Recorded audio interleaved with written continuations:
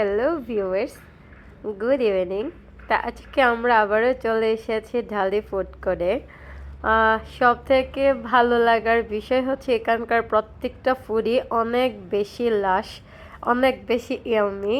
মানে খেতে এত বেশি ভালো লাগে বলার মতো না। আর খাবার অর্ডার করে দিয়ে আমরা একটু দুষ্টু মিষ্টি খেলছিলাম, যেটা বরাবরের মতোই। আর আমার বরের হাসিটা তো আমার কাছে ভীষণ পছন্দ, তাকে বলছিলাম হাসতে। এখন দেখ কি করছে, তো পরে তার দিকে তাকাতে এর ভিতরে একটা ইনসিডেন্ট হয়ে গেছে। আনলাকিলি আমি সেটা ক্যাপচার করতে পারিনি।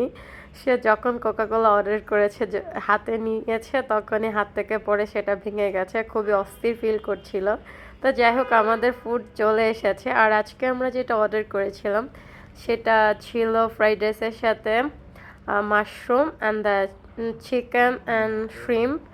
আর এখানে আমরা ফুড আসার পরে দেখি কি মাশরুম নাই, অ্যাবসেন্ট। আমি তো অবাক হয়ে গেছি যে কিভাবে এমনটা হলো। পরে আমি সাথে সাথেই বললাম যে না, আমি তো এই ফুডটা অর্ডার করেছিলাম, সো হোয়াট হ্যাপেন। তো বললো যে আচ্ছা আচ্ছা ঠিক আছে, এখনই দিয়েছি, সো গট ইট।